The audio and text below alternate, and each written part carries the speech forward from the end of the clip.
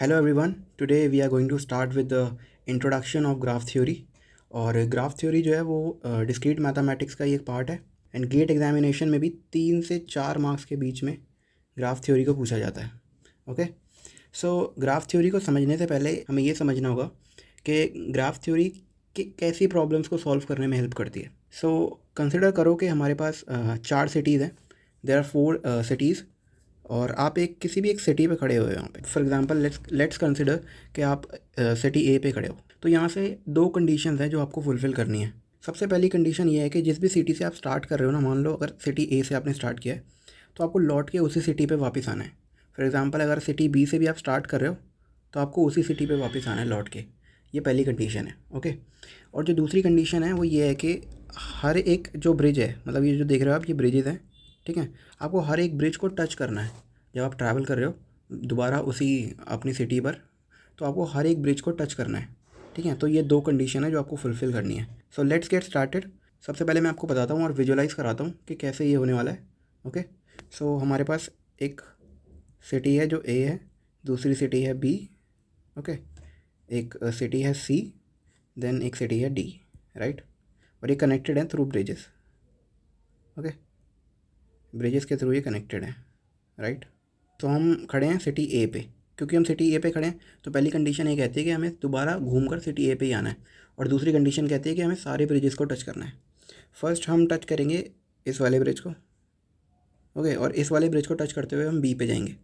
Then B से हम सी पे जाएंगे, देन सी से हम जाएंगे डी पे, ओके, एंड देन डी से जाएंगे हम ए पे, राइट। बट अगर आप ध्यान से देखोगे तो ये वाला जो ब्रिज है, ये वाला जो ब्रिज है, ये हमने टच नहीं करा, राइट। तो हमारी सेकंड कंडीशन तो फॉल्स हो गई यहाँ से। और अगर आप दूसरा रास्ता भी चूज़ करते हो, पहले आप ए से बी जाते हो एंड देन आप बी से डी जाते हो एंड देन डी से ए जाते हो, ठीक है, तब भी आप देखोगे कि आप ये वाला जो ब्रिज है, ये ब्रिज आप टच नहीं कर पाओगे, ये रह जाएगा, राइट। तो दोनों में से एक कंडीशन ही पूरी हो पाएगी एक टाइम पर। तो यहाँ से हम ये देख सकते हैं, through the observation we can conclude that both the condition cannot be fulfilled at the same time, right? So in order to solve this problem graph theory is used, ठीक है। इस प्रॉब्लम को ही सॉल्व करने के लिए graph theory का use किया जाता है, क्योंकि हम सेम टाइम पर दोनों कंडीशंस को मतलब सेटिस्फाई नहीं कर सकते, राइट। सो अब बात करते हैं कुछ जो रिप्रेजेंटेशन है जो ग्राफ थ्योरी के अंदर यूज़ होती हैं। सबसे पहले जहाँ भी आप देखोगे ना ग्राफ थ्योरी में, जहाँ भी आपको पॉइंट दिखे या आपको जहाँ भी जॉइंट दिखे, राइट, या जहाँ भी आपको नोड दिखे, और यह कह सकते हो कि जहाँ पर भी आपको ऑर्डर वर्ड दिख जाए, ऑर्डर, ओके, ये भी लिख लेना। जहाँ भी आपको ऑर्डर दिख जाए तो आपको समझ जाना है कि वहाँ पे वर्टेक्स या फिर वर्टिसेस की बात हो रही है, ठीक है। वर्टेक्स जो है वो सिंगुलर फॉर्म है और वर्टिसेस उसी की जो है प्लूरल फॉर्म है, राइट। इसको हम डिनोट करते हैं वी से, ठीक है, वी से डिनोट करते हैं। या तो आप कैपिटल वी से डिनोट कर सकते हो या स्मॉल वी से डिनोट कर सकते हो, आप पे डिपेंड करता है। और जहाँ भी आप देखोगे लाइन है, लाइन लिखी है या फिर आर्क लिखी है या फिर ब्रांच जहाँ पे लिखा हुआ है, ठीक है, तो आपको समझ जाना है कि वहाँ पर एज की बात हो रही है, एज या फिर एजेस की बात हो रही है। एज जो है वो सिंगुलर है और वो प्लूरल है, ठीक है। एज को हम डिनोट कर सकते हैं या तो कैपिटल ई से, ठीक है, या तो कैपिटल ई से डिनोट कर सकते हैं या फिर हम इसे स्मॉल ई से भी डिनोट कर सकते हैं, राइट। अब बात करते हैं ग्राफ की। ग्राफ जो होता है ना, ग्राफ को रिप्रेजेंट करते हैं हम इस फॉर्म में, मतलब कैपिटल जी से तो रिप्रेजेंट करते हैं हम ग्राफ को। एंड जो रिप्रेजेंटेशन होती है वो ये होती है, collection of set of vertices and collection of set of edges, right.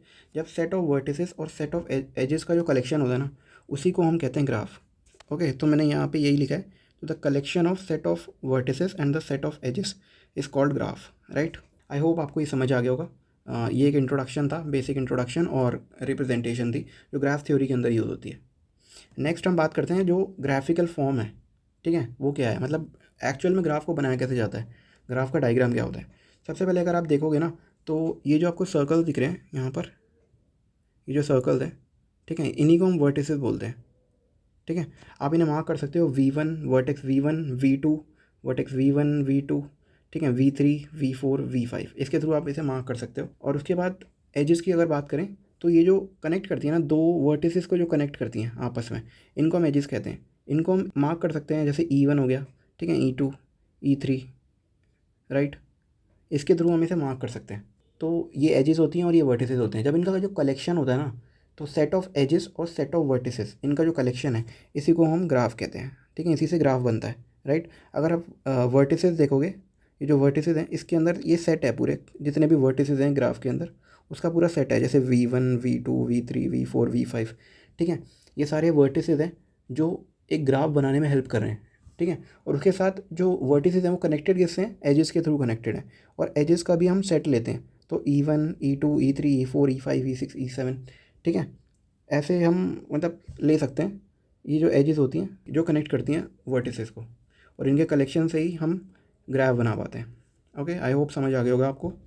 So next जो पॉइंट है ग्राफ के अंदर वो ये है कि each edge must be associated with unordered pair of vertices, ठीक है। और इसको डिनोट कैसे करते हैं, इससे करते हैं। अभी तक मैंने आपको बताया कि जो रिप्रेजेंटेशन होती है ग्राफ की वो ये होती है, राइट। ये मैंने बताया कि रिप्रेजेंटेशन होती है, बट एक एक्स्ट्रा चीज़ भी होती है इसके साथ, और वो होती है ये जो हम ऐड कर रहे हैं ना इसमें, ये इसे बोलते हैं हम इंसिडेंट फंक्शन। ये भी हम ऐड करते हैं जब ग्राफ को हम रिप्रेजेंट करते हैं, तो इसको भी हमें ऐड करना पड़ता है इंसिडेंट फंक्शन को। इंसिडेंट फंक्शन की जो डेफिनेशन है वो यही है, each edge must be associated with unordered pair of vertices, okay.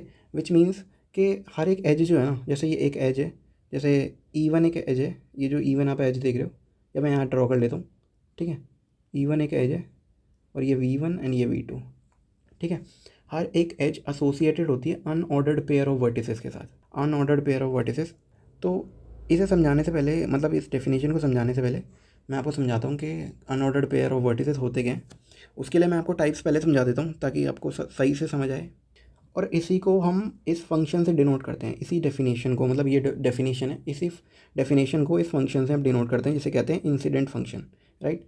और इसकी रिप्रेजेंटेशन कैसे होती है, ई गिव्स V इंटू वी, मतलब E जो है एसोसिएटेड है, एच जो है एसोसिएटेड है दो वर्टिसेस के साथ, तो ये इसकी रिप्रेजेंटेशन है। अब ये डेफिनेशन समझाने से पहले मैं एक बार आपको टाइप्स ऑफ ग्राफ समझाना चाहता हूँ, ताकि अगर आपने टाइप्स ऑफ ग्राफ समझ लिया तो ये ईजिली आपको समझ आ जाएगा, right.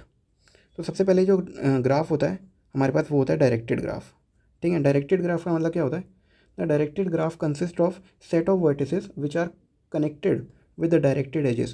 In this, the edges have direction, which is associated with the ordered pair of vertices. Okay, which is associated with the ordered pair of vertices.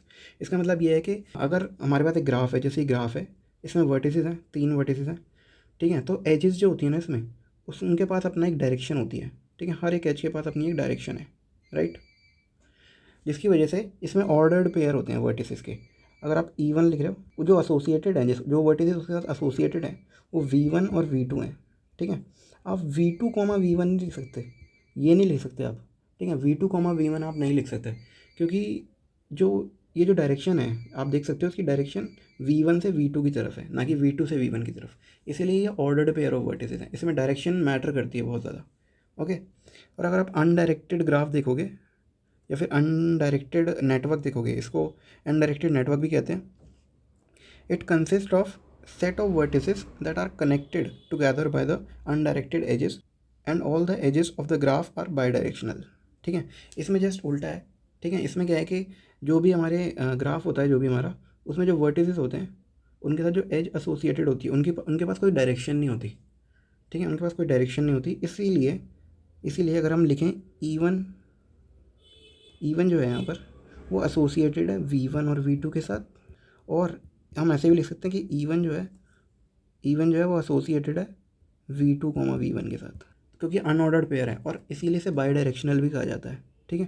क्योंकि दोनों डायरेक्शन में है, इस डायरेक्शन में भी है, V1 V2 भी लिख सकते हैं और V2 V1 भी लिख सकते हैं, इसीलिए अनऑर्डर्ड पेयर बोला जाता है। आई होप आपको समझ आ गया होगा इससे, राइट। अगर हम अब दोबारा डेफिनेशन पे या जो स्टेटमेंट थी हमारी उस पर जाएँ, तो यहाँ क्या था कि each edge must be associated with unordered pair of vertices.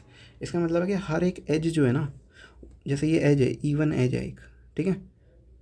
E1 as है जो हमने यहाँ पे इस ग्राफ में अगर आप देखोगे, तो E1 जो एज है वो एसोसिएटेड है V1 और V2 के साथ भी, ठीक है, और एसोसिएटेड है V2 और V1 के साथ भी, मतलब अनऑर्डर्ड पेयर ऑफ, कुछ भी लिख सकते हो आप, दोनों नहीं लिखना, लेकिन कुछ भी V1 V2 लिख सकते हो, या फिर V2 या V1 के साथ एसोसिएटेड है, राइट। सो ये एक इंट्रोडक्टरी वीडियो थी ग्राफ थ्योरी पे, जिसमें हमने देखा, सबसे पहले हमने इंट्रोडक्शन देखा, एंड देन हमने देखा कि रिप्रेजेंटेशन क्या होती है ग्राफ की, एंड देन हमने एक पॉइंट देखा जो बहुत इंपॉर्टेंट है, जो ग्राफ में आगे चल के यूज़ होगा, कि हर एक वर्टेक्स, हर एक जो एज है वो एसोसिएटेड होती है अनऑर्डर पेयर ऑफ वर्टिसेस के साथ, राइट। उसके बाद हमने टाइप्स ऑफ ग्राफ्स देखे, ठीक है, जिसमें डायरेक्टेड ग्राफ आया और अनडायरेक्टेड ग्राफ आया। तो मिलते हैं नेक्स्ट वीडियो में, जिसमें मैं कुछ बेसिक टर्मिनोलॉजीज़ जो है ग्राफ थ्योरी में जो यूज़ होती हैं उन्हें मैं समझाने वाला हूँ।